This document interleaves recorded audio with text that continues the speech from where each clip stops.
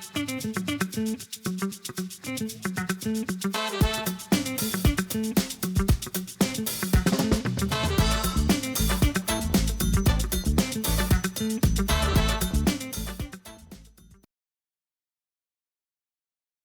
Intergenerational Conversations, where hosts Keona, Owens, and Josephine Robinson bridge the generational gap in the nonprofit world. Each episode dives deep into topics that bring diverse ages togetherness, sparking innovation, understanding, and collaboration. Through engaging interviews and dynamic discussions, Intergenerational Conversation explores how different generations contribute their unique perspectives to shape stronger, more inclusive nonprofit communities. Whether you're a seasoned professional or just starting your journey, join us as we uncover the power of conversations, shared experiences, and collective wisdom across the age. Hey, good evening. Welcome back to the Intergenerational Conversations. Tonight's topic is something that every nonprofit leader, fundraiser, community champion needs to lean in for. We're talking about money, mission, and multi-generational giving, adapting, fundraising strategy. I'm so thrilled to have a powerhouse and a close friend of mine, Jurema, in the building from Bursting to Books. Jurema, welcome. I know, right? Jurema, welcome. We're going to kick off by sharing a little bit about yourself and your journey. And y'all know we have the awesome Josephine in the space, co-host. So as we dive deeper into how fundraising is evolving across generationals, how to connect with diverse donors, and what it takes to build long-term mission generation relationships. Let's jump right in. I'm going to start by letting Jurema introduce herself. Well, hi, I'm Jurema, and I am the founder, executive director of Bursting to Books. I started it back in 2018, and it really just came from a desire to have more representation in the books that our children read. I've been a long educator since now 17 years, and in the classroom, just seeing that so much time in the curriculum, we don't see ourselves in it. Mm-hmm. And then when I had my son, not really seeing it in like literacy programs, like books that represented him. So we started with book clubs, and then those book clubs created into like community events.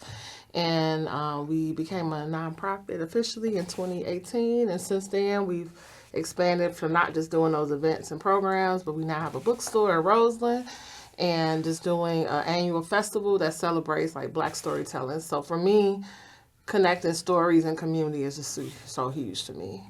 So. Amazing. So let's get real, y'all. As y'all know, tonight's topic is about adapting fundraising strategies. So our nonprofits actually speak in the language of younger donors, or are they stuck in the outdated tactics?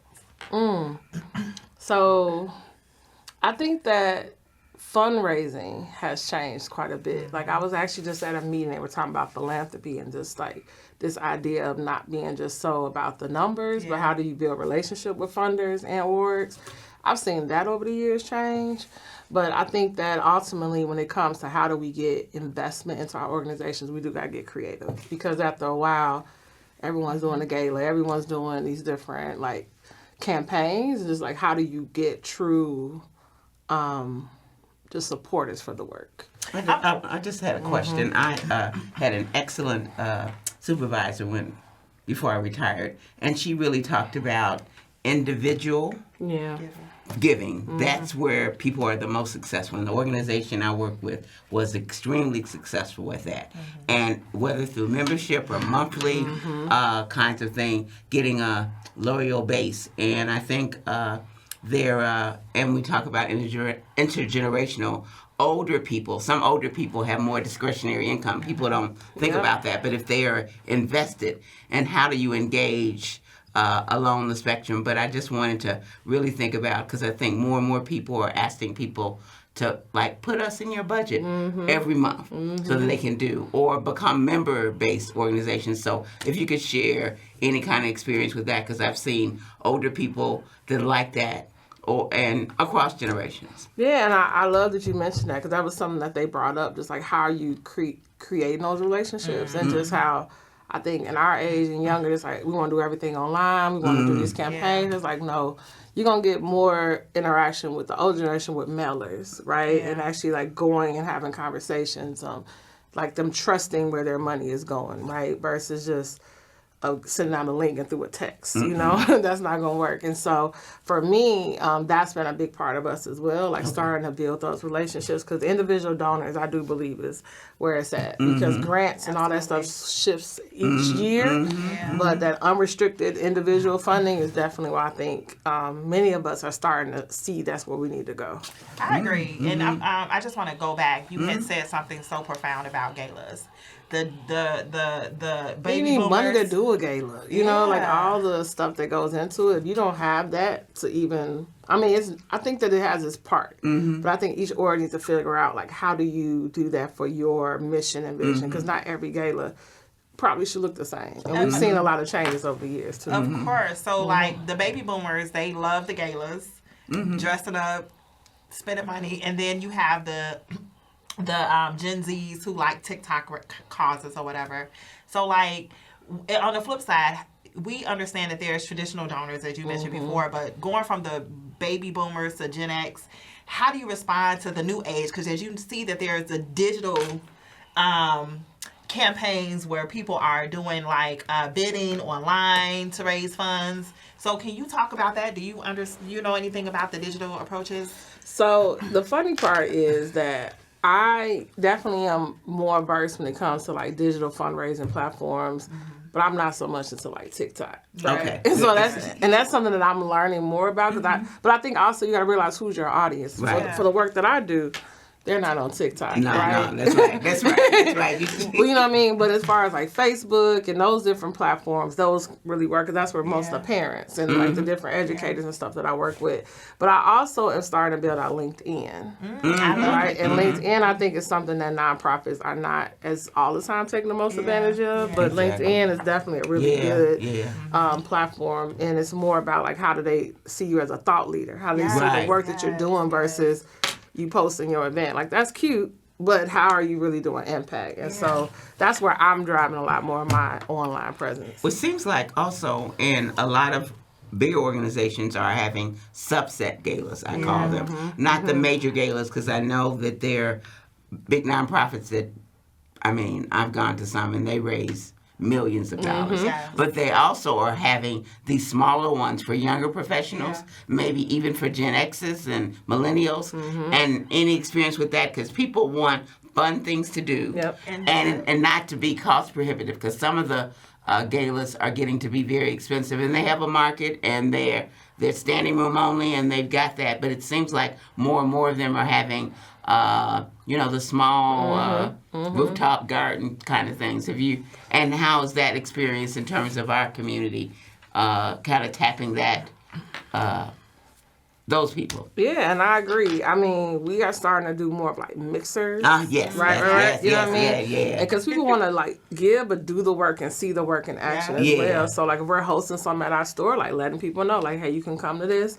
Our board is like if there's some donors or people we're trying to like cultivate relationships with, like having a smaller dinner, having a mixer that's in a smaller environment because you're not all the hoopla of the dressing and all of that, right? So definitely we have scheduled like some different mixers throughout the year. Because we actually haven't done a gala, I want to say, in a couple of years. But for me, I feel like those small, and you get more, I think, relationship and conversation. Yes. You can't really talk at a big gala with individuals, but they get to see the work, talk to you, ask questions, and so I think mixers are actually the best way to go. That's the way you call it. But I notice more and more traditional nonprofits are going that route because they have the gala or the luncheons, because you also want to get people who can not, corporations are not necessarily letting people go out midday.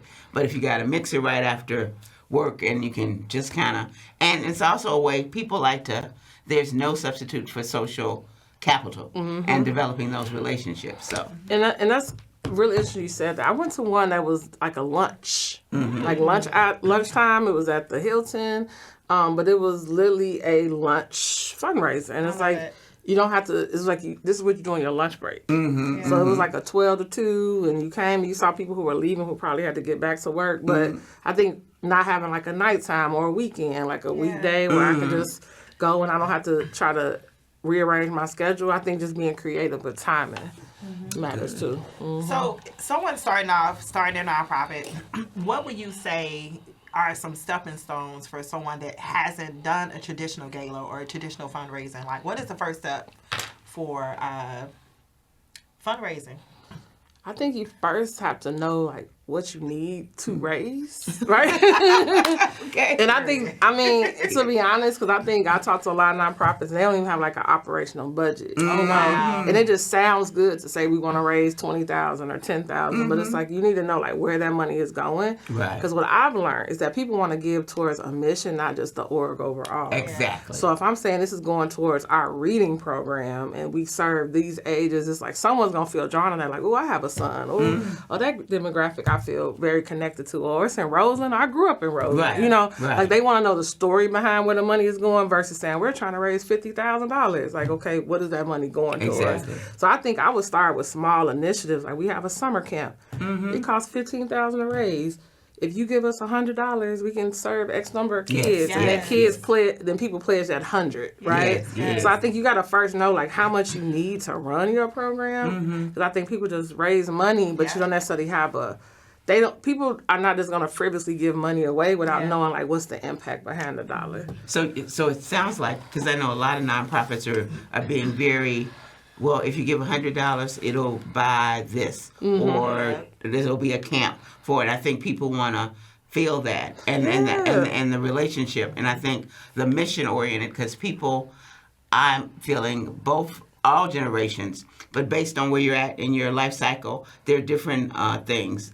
People that have grandchildren and they are engaged, or people that used to be teachers. And I went to an affair yesterday, and one of my young people that I work with in high school got married, and it was just wonderful. And those relationships, and you don't ever know what those can kind of trigger, because it was like, oh, I got the freedom, or I can volunteer, because that's something, another base where I'm finding is that people want to, they start following their money. Yep. So if they come and see what you're doing, they say, oh my, they're really doing a good job. I really want to invest my resources because I can see what happens. So, And donor relationship after they give the money. Yes. You have to build. So it's like, oh, they gave 1,000, but they don't hear from you no more. Yeah. So you need that 1,000 again. It's like, no, how do you keep them engaged? Yeah. Because a lot of people don't want to just feel like they're just giving. They want to feel like this is them actually pouring into an organization, and they, like you said, want to volunteer. They want to get updates every now and again. You know, you might even get more money because they feel like they can see where those funds are being utilized. Yeah. I love it. I love it. So let's spill some nonprofit secrets, y'all. So what's a surprisingly simple strategy that's brought you major fundraising success across generations? And I guess both of you guys can chime in.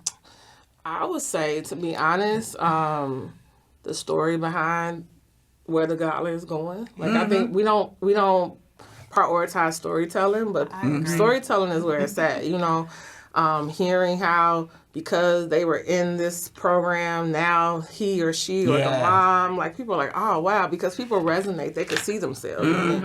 And so I think storytelling is key. Just putting out a flyer, just giving a link is not enough. Like really capturing, quantitative, but what's the qualitative stories? Like what is the true impact? And because people, we are feeling, right? Like we are feeling people, and so emotions invoke action.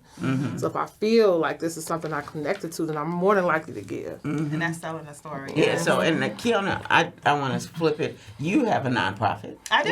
And you started from beginnings. And kind of look at, I think one of the things is that also recognition. People want to be recognized. And it's amazing what a certificate can do. Or if you give out, for me in my life cycle and some of my friends, we give money monthly to nonprofits that we believe in.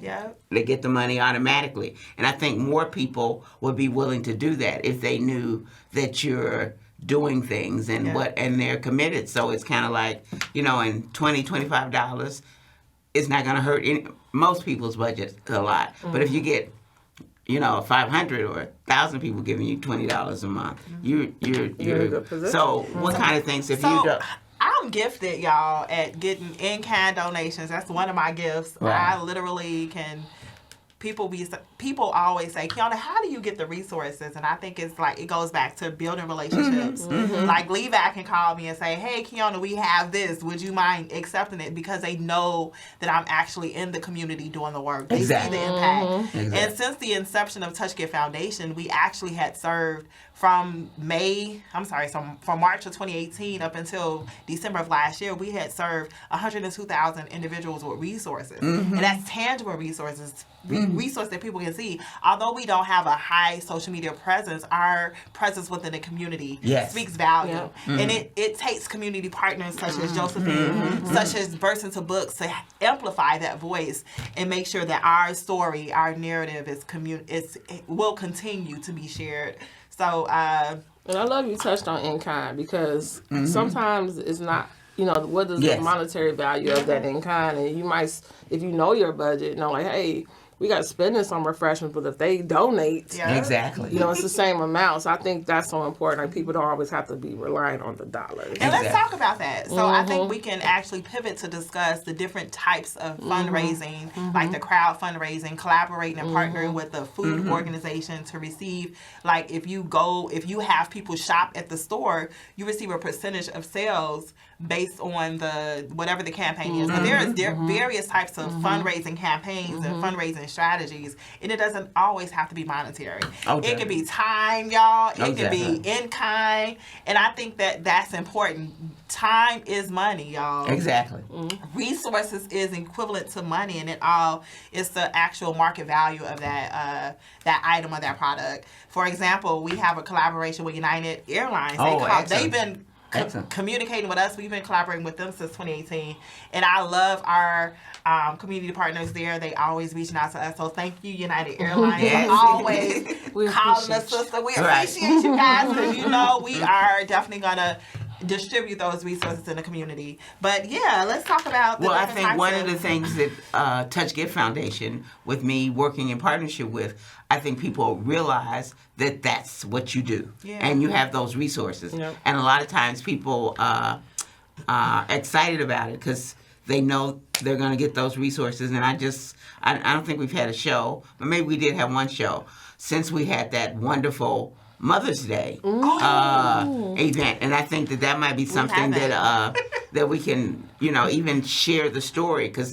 it talks about storytelling. I just remember the seniors were very excited. In addition to getting the products, they also got opportunity to social and have interaction, and that might be you never know, that might be a resource, because seniors, they're old school. If they got something, you know, well, I remember growing up, older people would give you a little money because they said, ooh, I like what you do, honey. Here's a little something. But I think the fact that people really enjoyed that and really, and I think one of the things that Touch Gift has done, and especially with our relationship that we've been able to nurture it in the greater Inglewood community, people know that that's what you do. And I think that is another way to kind of do it. And I know you have that big event that you do, and books and reading and all of that kind of stuff. People are excited about that. And given the climate that we have now, focusing on that is really important. Yeah, and I was going to say, I love, like you said, people knowing, like, what you do. They know how to give. Like, they know how to support. They know when they hear something like, hey, this might be a good opportunity for you, or I would love to, like, contribute in this way. And so I definitely want to give you your kudos with that. And I would say that that's something that's helped us even in our org. Like, people knowing our work, and they're like, Jurema, they give me these books, we need to get this to you, or we know about this grant. Like, someone just forwarded me a grant from the Illinois Humanities, like, that's about storytelling. Like, I know this is what you do. So I think us being just in the work is a way of fundraising, right? Being active, being consistent, and people know, like, where to give. And being in the room and developing relationships and being boots on the ground. I think that's what's so important. 5 minutes, y'all. Oh my gosh. Time always. We're in the midst of the conversation.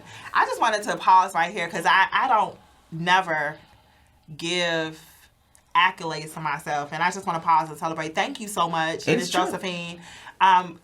She mentioned something about our Mother's Day event. We host events every week, y'all. Yeah. And we're not on social media, but one of the big events that we just closed out was our Mother's Day event. We actually served 10 senior buildings. Excellent. We had a public event. We partnered with Alderman Moore. We partnered with William Hall, Alderman William Hall. And we actually served the senior buildings in the Inglewood community and the Woodline community. And it took, and the impact was 650 seniors, guys. Yes. It took partnerships. Like, we could not have done this work alone. It takes community efforts. It takes us literally strategizing, develop a strategy, and making sure that we execute that strategy. And that goes back to, like, how can someone start from zero? Exactly. And how can they, with no donor list, what is the first steps to build the support system? Mm-hmm.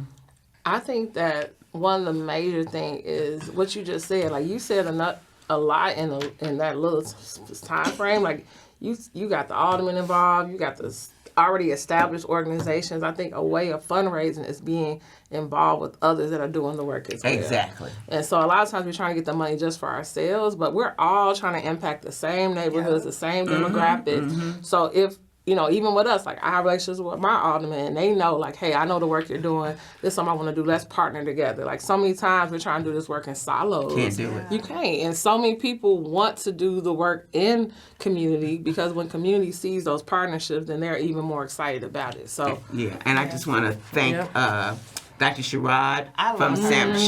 She's very creative, and she's got experience, and Denise Dyer. I think that working with partnerships and people are really, and it's important. And a lot of times you can get more done together and working in partnership. And our elected officials, also State Representative Sonia Harper, they're interested in working, and they've got resources, and even that they'll see, wow, they're doing, and they're excited about making it happen. And both of you guys, in terms of the concrete resources and books and storytelling, there's just so much. Last month we had our Pastor Gay, who's an amazing storyteller that works with Zara and a dear friend of mine named Tony Ashante Lightfoot. They do amazing stuff with storytelling and young people. So we just I just think Zara at my bookstore. Zara is amazing. Okay. So, Jurema, we only have 3 minutes, guys, and we're going to wrap this conversation up. Jurema, if there is one message you want nonprofits to walk away tonight, what would that be? And what's the fundraising myth that needs to be busted? Well, let me start with that. I think the fundraising myth is that people don't want to give or don't have the money to give. People just want to make sure that their money is going towards impact. Exactly. And so I think that, yes, it's hard times. Stuff is inflated. We got all kind of things. But people from their hearts really want to give. And so it is not a lack in that area. So just build relationships. Exactly. Right? And I would say one of the biggest messages I want to say is relationships matter. Yeah. The money is connected to relationships. Exactly. I mean, the money stays because of relationships. Exactly. If people don't have the money, they're going to tell you somebody else they got the money. Exactly. So I think key thing is relationships, people. Please build relationships. If you don't have relationships, it's going to be very difficult to get people to be involved and invested in the work that you're doing. That was a lot. Yeah, that's good. That's good. Yes. So for everyone that's tuning in, whether you're a veteran fundraiser or just getting started, there are different steps that you can take. You can strategize. Start with literally writing a list of potential donors.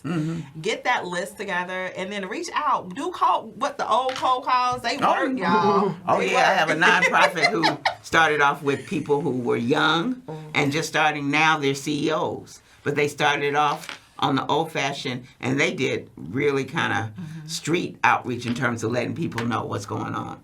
All right, so we're actually going to, if you can show that flyer, Jurema, what are ways that people can stay connected with you and support the awesome event that you're hosting on what day? On July 26th is our 4th annual Words and Wonder Literary Festival. Wow. Super excited. It has grown and it's been such a big thing over in the far south side, and it's a city festival. Keona is my amazing festival coordinator and been helping me the last 4 years. But ways you can give by your time. We have many volunteer opportunities. You can give by just bringing your young people. It's actually an intergenerational festival. Yes. We have something for young, old, and all in between. So come out, enjoy yourself. And you can also see on our website how to donate. But I really am big about how do we allow the community know what's available to them. So come on out. Come on out. I see you having Zion Ali. Yeah, I know him. he's our host. He's performing this year. He's my nephew. So I say it's a small world, Zion. and he's always out in the community, Yes. and that's what Yes. it's. And it looks exciting. Yes. Thank So, you. guys, thank you so much for allowing us your space. Join us again here, same time, July 28th. We're actually talking about cultivating future leaders, investing in leadership development programs for emerging nonprofit professionals, mentoring. As you know, that's been a conversation on each segment, mentorship across the next generation of nonprofit leaders, and creating pathways for career advancement and skill building opportunities. Anything you want to say, Ms. Josephine? No, I think I'm excited, and your event it's going to be exciting, and I think it's what's wonderful is that we've got to believe that, like you said, people do want to give, but they want to be engaged. They're not just going. And some older people, I know you guys don't believe it, but they still write checks. They do. And they mail it. So just to kind of look at it. But people, if they're vested and they have good stories, I think that's been my experience. And like I said, the organization I work with and the lady that I work with was a master. She's a leader in the philanthropy movement. She lives in Texas, but she does amazing stuff. But she's very creative. And I think, look to you and Keona for what you guys are doing as you move and address the needs of the community. We're going to be leaning on you For for some wisdom. Right. The wisdom of the elders. All right, well, enjoy your evening, guys. We'll see you again July 28th. Whatever, 8th. 28. Yep, 4th Monday. All right, very good. Thank you so much. Thank you. Welcome to That wasn't bad. Intergenerational Conversations, where hosts Keona Owens and Josephine Robinson bridge the generational gap in the nonprofit world. Each episode dives deep into topics that bring diverse ages togetherness, sparking innovation, understanding, and collaboration. Through engaging interviews and dynamic discussions, Intergenerational Conversation explores how different generations contribute their unique perspectives to shape stronger, more inclusive nonprofit communities. Whether you're a seasoned professional or just starting your journey, join us as we uncover the power of conversations, shared experiences, and collective wisdom across the age.